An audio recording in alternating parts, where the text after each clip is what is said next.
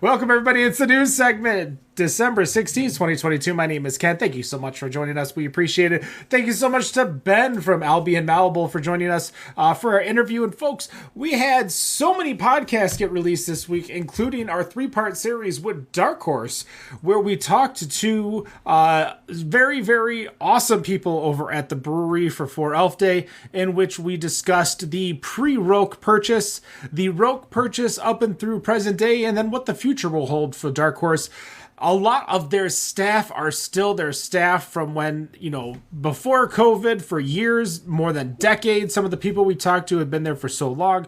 They are excited to see what Roke has to do. And we drill a lot of questions in. There are some things that we just could not ask because they were not the right people to ask to answer specific questions. But we asked things with Roke regarding the purchase of Dark Horse, and even touched on the potential purchase that did not happen of Right Brain and so many other things. So go check out that 3-part series over on the podcast. Not going to be on YouTube. So if you're watching this on YouTube, you're going to have to go onto our podcast. Go subscribe to us, iTunes, leave us a review. We appreciate you listening. What is everybody drinking right now? Let's start with Nick. Nick, what do you got over there? I just now cracked open from Offshoot Beer Company. They're Relax. It's just a hazy IPA. Perfect. And Wendy? Wendy, you muted yourself. You hit the mute button. Seriously, like I'm brand new.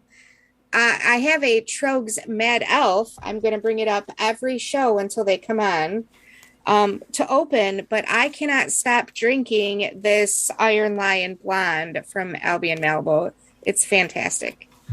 Perfect. Dan, are you still going hard over there? No, I switched it up. I ended up hitting up the kegerator. Got a clandestine from Saddle Mountain.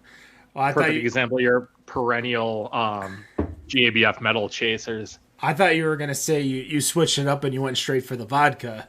No. I'm smarter than that. I'm not 19. I mean, I've seen you drink. I know you can pull it off. I just don't know if you can pull off the morning. Myself, I have the American Molder from Albion, still drinking. I've got a nice 32 ounces of that, and my Yingling Black and Tan. So I am taking it a little easy today, not drinking too fast. But as always, with the news, we will go through a couple of the articles that we thought were interesting and fun to talk about this week. I'm going to actually start with myself. And talk about the Brewbound article that I had found. For those of you that remember, a couple of years ago, we had Bart Watson on the show to talk about the numbers. He is the chief economist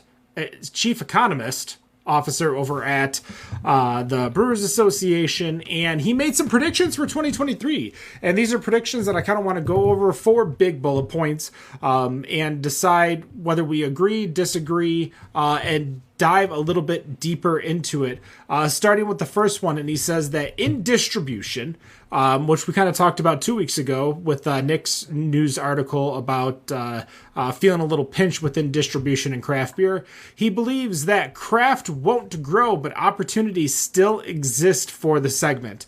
Now, the big pinch that we saw within craft beer is that RTDs and more alcohol-based seltzers are getting into the market. My question to you guys is that, do you think craft beer will grow from 2022 to 2023? Starting with Dan. Oh, good question. Will it grow? Probably. Will it grow as much? Probably not. Tough to say because people are drinking so many other things now. Now, even you, Ken, we're getting a little bit older. There's generations younger than us that are drinking. So this new generation coming in, these new generations coming in, don't drink the same thing, so it'll probably slow down, but I think it'll still grow.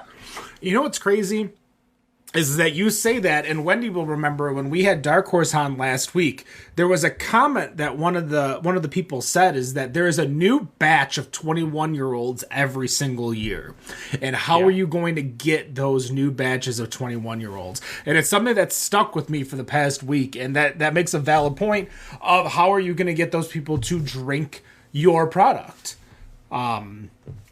Wendy, what do you think? Do you think that we're going to not grow next year and agree with Bart, or do you think that there's still, there's the growth can still happen?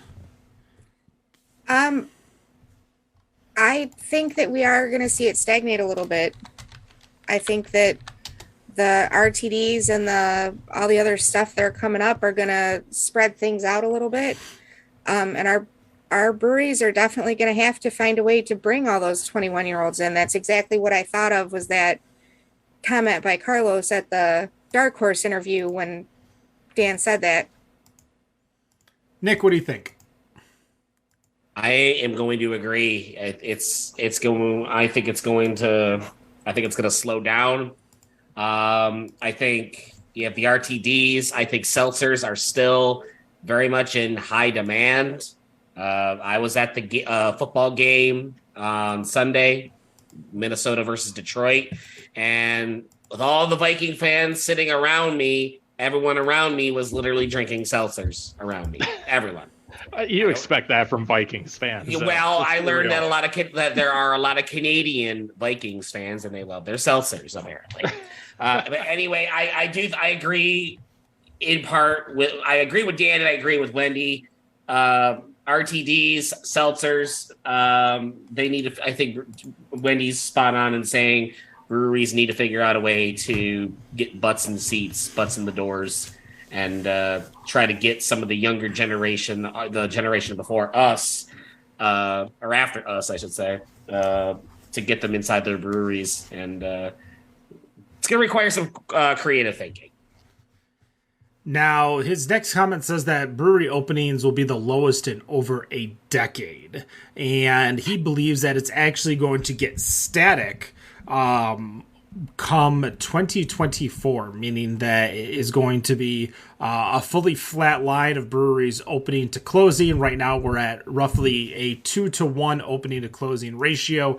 In 2012, for those of you who may not know, there were 4 breweries in the state of Michigan that closed, with 20 that opened. Some very interesting names to put in there include Beards over in Petoskey opened in 2012. Rockford Brewing over in Rockford. Unity Vibration out here in Ypsilanti, Michigan. Perrin Brewing actually opened in 2012. And in 2012, the big one that closed that we all remember is the Michigan Brewing Company. So, do we think... I mean, this basically states the bubble. Bart Watson says the bubble of at least brewery openings is going to be 2024. Now, will it burst or will it just refuse to inflate any higher is the question. But we're going to go through this real fast. Nick, what do you think? I feel I'm going to disagree on this.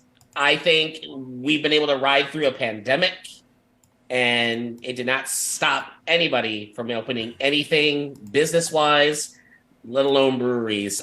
He may be right that it might be slower than years past, but I think I just, based on if we can get through a pandemic and still have that many breweries open, I think now that this is the first pseudo-normal year, I think it's full speed ahead unless the economy really starts making things a lot difficult. Wendy. I think he's spot on. Just because of the issues that we're already starting to see, the supplier issues, shortages on things, prices inflating, people aren't spending as much money. I think that things are going to even out a little bit. Dan? Yeah, I don't think it's going to burst. We've been talking about this damn bubble since 2016. When you think about it, we talked about it a lot back in the early days. But Nick's right. We got through a pandemic. I don't know about it in Michigan, but here we had more breweries open during the pandemic than closed. I mean, we had a whole 2 go out of business. I don't think anything is really going to stop it, even a recession. So, that's something a lot of people don't cut back on. Is they'll cut back in other things in order to make sure the kind of beer that they're drinking is still of quality. It's actually one of the last things that people are going to cut back on. So I think it's not going to go down. It's not going to burst. All right. And the last 2 kind of go hand in hand. He says that breweries will still feel the weight of the supply chain issues, but prices will come down from its peaks, and that the craft beer scene will not be significantly impacted by economic shutdown. As Dan kind of mentioned, you had 2 breweries over there closed. We've had a lot more here in Michigan, especially pandemic and quote unquote post-pandemic, as Tapestry is up for sale. There are breweries that are simply going out of business, like Osgood. It's the list is definitely going to grow a little bit more. Maybe not as much as what I thought at the beginning of the pandemic. But as the PPP loans run out and people are kind of, understanding where they are financially, I still think people, as you mentioned, Dan, are going to drink the quality of beer that they want. And still enjoy it. As prices go down, I think people will maybe continue to spend the same amount. So at least barrelage might go up. But do you think, Dan, that there won't be any slowdown from the economic slowdown in craft? So we keep talking economic slowdown. We're not in a recession as much as people on the internet want to scream about it. We're still in it, and I can speak from what I do for a living. We're still in a situation where there's 6 million more jobs than there are active job seekers out there. So people want to talk about this slowdown that's not actually happening. The reality is prices are going down in pretty much every facet of life. And I'm living in a place that went up more than anyone outside of Hawaii. So I really don't think you're going to see a huge slowdown where it is going to affect it. And if it does slow down, people are still going to spend their money on things like, I'm not going to go get a keg of Bud Light. I'm going to go get a keg of Clandestine, for example, for the kegerator. So it's definitely not going to slow down. I don't think it would be one of the last things. And then we're in a 2008 situation or a 1970s situation when it comes to that. I mean, as much as we're saying people on the internet, this is the chief economist of the Brewers Association, not some random troll on r/beer. Well, I mean, in all fairness, too, they've been trying to kill the jobs market for a year and they can't do it because there aren't enough people. Mm-hmm. So, I mean, people can scream about, well, they're going to do this and this all they want, but it's actually not happening. So I actually agree with Dan, even though I disagreed on the last one where I think things are going to be even. I agree that people are going to spend their money on the things that they want. What's important to them, that's what they're going to focus on. As Ken just chugs whatever he just had in his. There was just a little bit left in the growler. It's not a full glass. I get it. There was like a little sip left, and I have this much in my glass, so I'm like, all right, I'm not gonna wait and drink a little bit just to pour a little bit more. I'm just thinking. I just thought it was amusing. That's all I was saying. I mean, if they didn't want you to drink out of it, they wouldn't put a top on it for me to drink out of it. Hey, there you go. What kind of top would they put on it then? Like a shaker? Like you have to shake it out? Shaker. Listen, I don't know. I was just kind of, as I go through and mention comments, when we go through to like get a pitcher and say, oh, I don't need a glass. The pitcher is a glass. Yeah, that's true. That's true too. You know what, Dan? Let's move over to you. What do you want to talk about today? All right, we're at the end of the year. I've got a couple of best of 2022 lists here. Hopefully you guys haven't looked at this. The first one is from Uproxx.com. 50 best beers of 2022 ranked. They went through the whole thing from 50 down to 1. My question on this one, if you haven't looked at it, what style of beer do you think was the number 1 beer of 2022, according to these guys? New England IPA. No. Nick says that New England IPA. Ken? Smoothie seltzer. Smoothie seltzer. Wendy? Is it only craft beer? Yeah. Okay. Yeah, sorry, I didn't make that clear. Oh, there's a couple things going around right now. I'm going to say West Coast IPA. Ooh, yeah, so I would have guessed the same type of thing. Number 1 beer is a beer from Hill Farmstead Double Barrel Aaron. This is a bourbon barrel-aged barley wine that was aged in 2 separate styles of barrels. trying to find the names of what they bear. One was Barley. Heaven Hill. Yeah, barley That wine. is So totally what Rob would have picked. yeah, it would have. Yeah, good point. So 3, 2, and 1. Number 3 was a barley wine. Number 2 was a barrel-aged stout. Number 1 was a barley wine. The highest IPA was number 4 from Treehouse, called the Greenest Green. So kind of surprising. I don't know who these guys are or how big. They put Pliny the Younger at number 6. It's better than Pliny the Elder. I'll agree with that.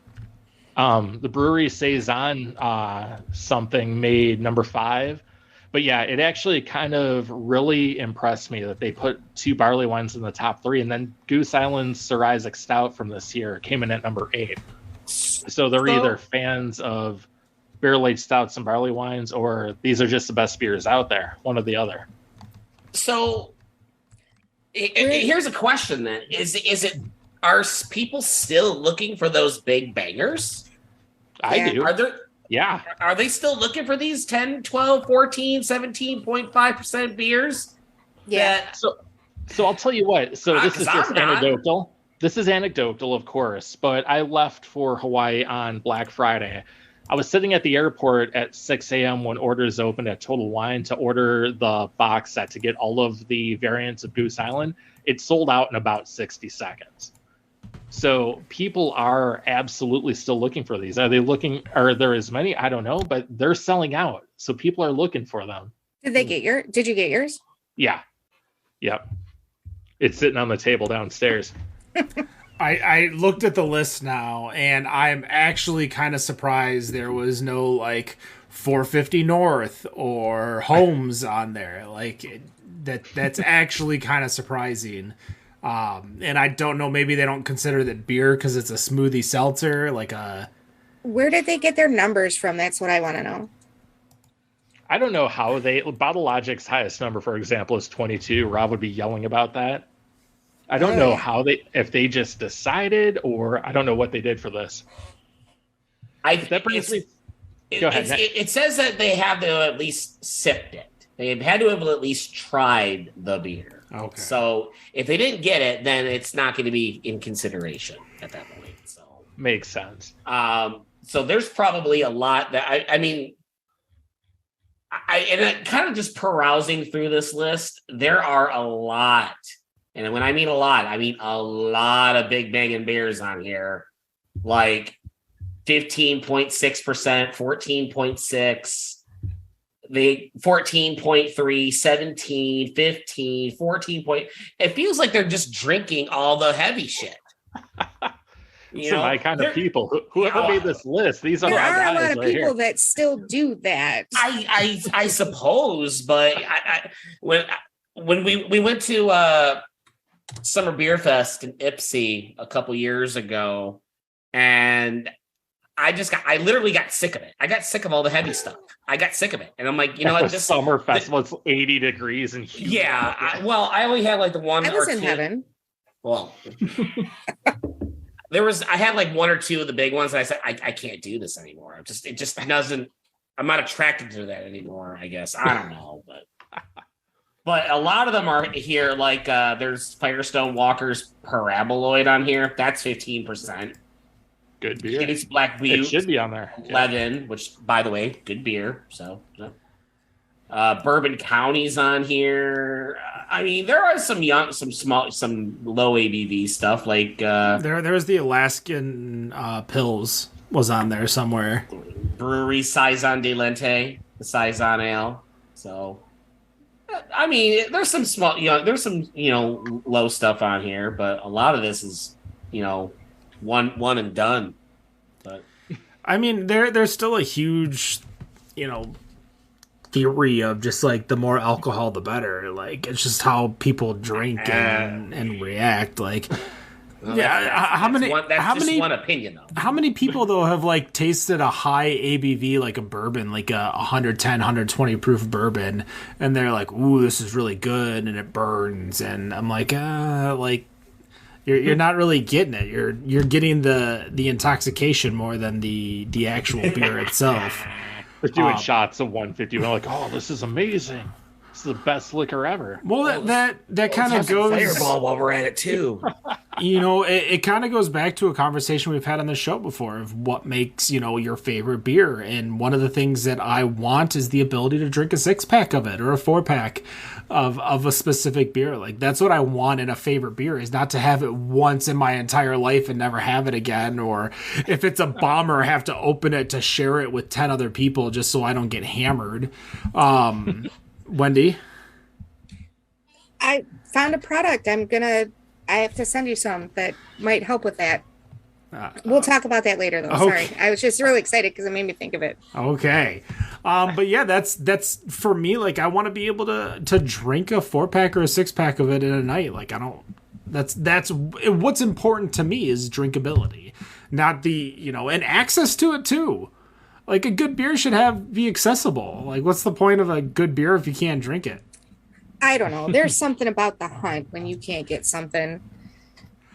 I mean, I know you love to go for your Mad Elf over at Trogs, but for me, I honest to God could not tell you the last time I truly chased a beer. Cause like I went to Oddside for Black Friday, but would showing up whenever I wanted be considered chasing it and not showing up the second they launched it or getting a membership so I could get in early? Like, that doesn't count as chasing, though. I just kind of went there like, hey, here's an excuse to drive across the state, have a nice little road trip for a day, hit up a few different breweries and get some stuff to take home. Like, I don't want to chase. I just want to drink. There's too many good. This is on every single shelf in the state of Ohio. Black and Tan Yingling. I can go drink this, and I can drink 6 of these, and I'll be so happy. So I remember chasing CBS when it was not around. They weren't releasing it. And I remember standing in line for 2 hours. I left work early, stood in line for 2 hours, and the guy in front of me got the last ticket. Oh. Ouch. That was a really rough night. Is that in the 12-ounce bottle days? No, this was just for a taste. This wasn't even it was for a taster glass.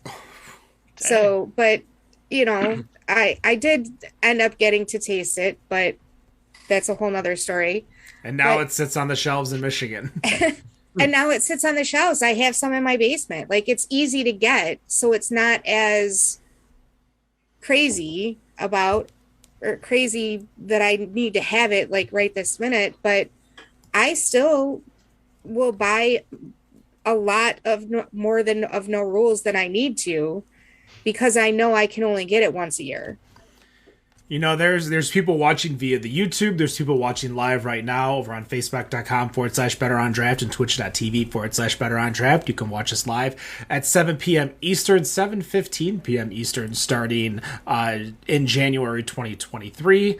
Just to give a little bit more breathing room to our little daddy here, Nicholas. As well as Dan, so it's not 5 o'clock. It's only 5:15 when he shows up.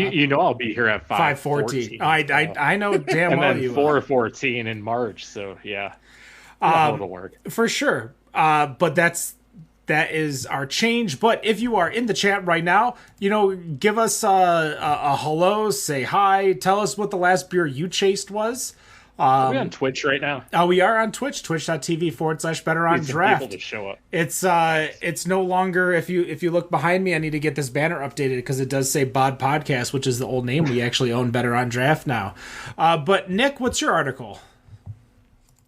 Going a little bit on the business side this week. We have an acquisition that happened that was just announced. Kitchener, Ontario-based Waterloo Brewing was purchased, or to be purchased, by the Carlsberg Group, the Danish multinational, for a price of $144 million. I'm guessing that's Canadian dollars. The sale was just announced just yesterday and is expected to close first half of 2023. Under the agreement, Denmark-based Carlsberg has agreed to pay $4 per every share of Waterloo Brewing stock. Waterloo Brewing is a publicly traded company in Canada. Waterloo Brewing's chief executive George Kropp said to the board of directors that that he is confident in the move is the best long-term solution for companies and for the company's employees, partners, consumers, customers, and the community. Some people are saying that the sale is not a surprise, especially in Canada. There was a sale in February of earlier this year. Bose Brewing, which is based near Ottawa, was sold to Toronto-based Steam Whistle Brewing, which, if you've never been there, pretty cool facility. And then in July, it was announced that Amsterdam Brewery in Toronto was agreed to be purchased by Danish company Royal Unibrew. So there's been a couple of sales in Canada over the course of 2022. What are your thoughts? Obviously this is a Canadian brewery being purchased by a Danish company, a big company like Carlsberg. It is strictly business. This is obviously a move that Waterloo thought it could gain from it. And also it kind of increases the presence of Carlsberg in Canada. Any thoughts, guys? I'm looking go on, Dan. Is Carlsberg buying someone in Canada? Is that the equivalent of AB InBev buying a brewery here in the States? Are people going to be like, oh, no, I won't drink that beer? I doubt it. I'm going to say no. Canadians are way nicer than us anyways. Yeah. They're They'll be like, not okay. always true.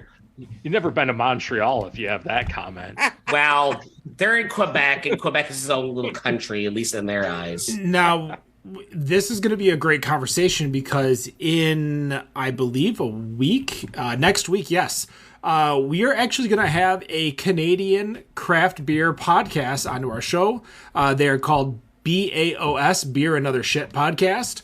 And they're going to be on the show to talk. So I think this is going to be a great conversation piece to have with them on the show to kind of understand how Canadians feel about, craft beer and macro and, Canadians that we know really love their Molson. They love their Labatt, but is it the same as how Americans love their Budweiser and love their Miller? So it'll be interesting to kind of see the comparisons. For me, I was actually looking at the Toronto Stock Exchange to see what the price of the stock was, and this price is actually as of recently, and we're talking just 6 months ago, was at $4.75 a share.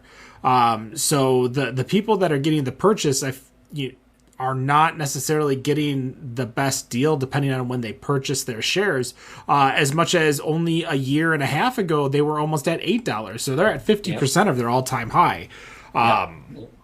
So sure, they're going to get paid out their $4 a share, assuming they don't. I'm not too familiar with how financials work when you go from a publicly traded company to potentially private, assuming there is no Carlsberg on the Toronto Stock Exchange. Yeah, it's definitely in Amsterdam. Well, there's foreign companies that have publicly traded companies in other countries. So that's not necessarily too uncommon, but I was just kind of thinking how much they were going to, get from it. But this is basically they're getting cashed out at $4 a share. So you're pretty much stuck with what it was if this was in your investment portfolio, and not necessarily a good price, as even, most recently it was down to $3 a share. So if you bought it recently, that's great. But if you bought it any time before September 15th this year, you're most likely losing money. Dan, they're pretty much SOL, right? Like they just get that $4 and that's it. Yeah. For the buyout? Yeah, because assuming they're going to go private. So the same thing happened to Twitter for whatever Elon bought Twitter for. The Twitter share owners $54.20 a share. Yeah, that's what you got per share that you own. So, I mean, that is what it is. So, whatever that price is. So, you said it was at $4.31? It was. Is that what you said? No. So, it was basically since September 5th of 2022. It's been under $4, but before that, it's been over $4. Oh, so if you bought in, gotcha. Are they still listed with this going through? As of right now, they're listed. It went up, but it evened out when it looked like obviously when the buyout happened, the stock stopped trading. They stopped trading it. Okay, yeah. So yeah, if you bought in at say $4.50, you said it was up to $8 at some point. You're just losing money at that point, which kind of sucks. But that's a risk you take putting money into there. It's true. Let's Nick, let's make sure we bring that up next week when we have the folks on from the Montreal based podcast BAOS, Beer and Other Shit. Do they speak English? They do speak English. They're actually very well versed in Michigan craft beer. They have come to Michigan a handful of times, especially to our festivals, which is how I got introduced to them because they had I saw them at the Winter Beer Fest one year. They're just like bonjour. Yeah, the way is that the only part of Canada you've been to? No. Dan sounds like. Here. Did you not go to Windsor at all when you were touring when you were 18? We went to Windsor plenty of times. Yeah, that's just Detroit. But I think I mix up Montreal Canadians, like French Canadians and French people. So they just walk around saying bonjour all day. Like it's all they do. I love the way you say it because you sound like Brad Pitt in. Fucking hate that link. I hate French. I'm sorry. I'm just put that out there right now. I hate that you sound like him in Inglourious Bastards when he's talking Italian, like buongiorno, buongiorno, grazie. Arrivederci. Yeah. Oh, stop. I can't breathe. All right. Well, I'm just going to sit here and be like, we. Everything is. Buongiorno. Wendy, you've got the last news article. What's going on? Oh, my gosh. So my news article is kind of old, but I found it very interesting. In the New York Times, they have an article from November 13th. So sorry, but it's the first time I've come across it, and I was very intrigued. It says, how droughts in Mexico could shape the future of the beer industry. Brewers and other heavy water users have landed at the center of the climate fight in Mexico as the government and industry confront water shortages in the north. So apparently, they are facing some really crazy droughts in the north of Mexico, and they are taking it out on the breweries, not the breweries, the big beer plants that are still using the water, even though their water is being shut off in their local communities. So there's a few things that I noted in there. I don't like to read from it, but there's a couple of paragraphs that I just thought were really well written. As northern Mexico this year endured one of its worst droughts in decades, brewers dotting the parched landscape guzzled vast quantities of water, pumping out national favorites like Corona and Tecate. I don't know how to say that. Tecate. Yep, there you go. That helped make the country the world's largest exporter of beer. As the imposing brick Heineken plant in the city of Monterrey, the pipes never stopped flowing, even as fights broke out at lines for government water trucks and as parasites spread among children who missed their regular baths. I just find it absolutely crazy that there's water shortages like that, and these companies, Heineken, Anheuser-Busch, AB InBev, Constellation Brands, all operate large plants in the northern states that capitalize on the fact that they are right by the United States, where their most popular imported beers are by far are Mexican. Mexican brewers sold more than $5 million worth of beer abroad last year, making Mexico the top global exporter of the beverage, according to the World Bank. But in July, 8 of Mexico's 32 states experienced moderate to extreme drought, resulting in more than half of its 2,463 municipalities confronting water shortages. That's crazy. Like, how are they still, like, I guess, what are your guys' thoughts on that? Do you think that they should be doing something to kind of help the people? Oh, we're talking about Mexico, right? Or just keep pumping out beer? Yeah. That's, we deal with something similar here. It's the same drought we're dealing with, but instead of breweries, it's Saudi Arabian alfalfa farmers that use a lot of northern Arizona's water. There's always going to be a corrupt government doing something like that.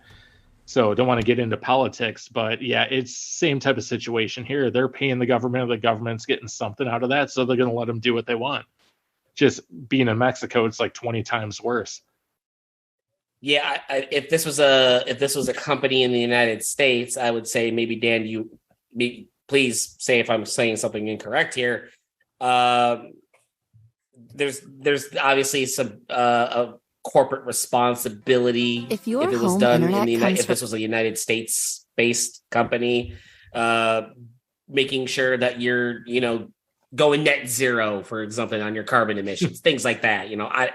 Something that's not, or something that's doing something that's environmentally friendly, kind of offsetting what you're doing in that case. I think Dan's right, spot on. I mean, without getting too political, I think being in Mexico, it's going to be a lot worse there than it is here in the United States or even in Canada. Since we talked about Canada already, let's talk about it again.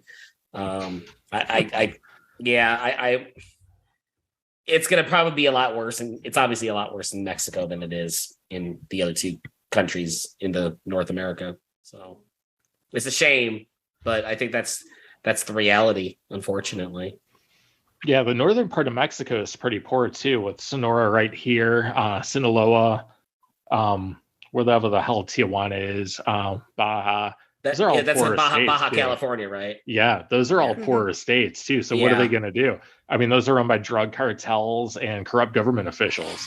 So how are you gonna stop them from selling the water off to Anheuser-Busch or anyone? Well, apparently the president of Mexico said in August that he would end beer production in the north, where the majority of the industry operates, and send it to the more water-rich south. But I don't see that happening yet. Not in this article. I mean, here's the thing, and let's actually look at a little bit more local politics and Hershey.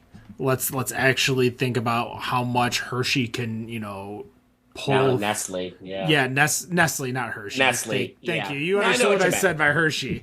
Well, I knew what you meant. Yeah. Nestle can pull from the Great Lakes so nonchalantly and easily. Legally, but that's a whole other thing. Well, that's what we're going to see. Is we're just going to see a lot of people, these organizations will pay for it. That's all they'll do, is they'll pay for it to continue the production. I don't think there's really any place for them to move production, though, and that's the big issue for them, is that there's no brewery to brew Modelo, Tecate, Corona that isn't brewing other things right now. So yeah, I don't think they're going to see any issues as much as the current president of Mexico is saying. I think no matter what, money will talk, and sure, maybe the president says one thing, but depending on what type of government the Mexican government is, I'm not too familiar with it. They're going to get their beer made, and they're going to get everything done. That's just what I think, feel, believe. Yeah, that's going to do it for the news segment. December 16th, 2022. We are here for the next 2 weeks, folks. We're going to have some great episodes throughout the end of the year, so definitely come join us, 7 o'clock. And then on January 6th, we are moving to 7:15 start time with the next Michigan Series episode with Ellison Brewing, someone who we actually had scheduled, I believe, in April 2020. We were going to schedule them to come on into the studio, but things have changed for sure. So we've got Ellison Brewing, Schlafly, will be coming on the week after, and we're actually going to be ending the month with Ashley Price, the owner of Metropolitan Valley over in Detroit, Michigan, to go over how dry January went for his organization, as he is a massive NA provider for the Metro Detroit area, from wine to beer to liquor. We're excited to have Ashley on. We did have him on once before while he was working for Holiday Market. So we'll kind of get an insight into how he went from the beer procurer of a large, a very nice, very upscale boutique grocer to now owning his own place over in Island View, or I think it's Island View, in or in Detroit itself. So that's going to do it. The news. No matter what you think of your beer, we think it's better on draft.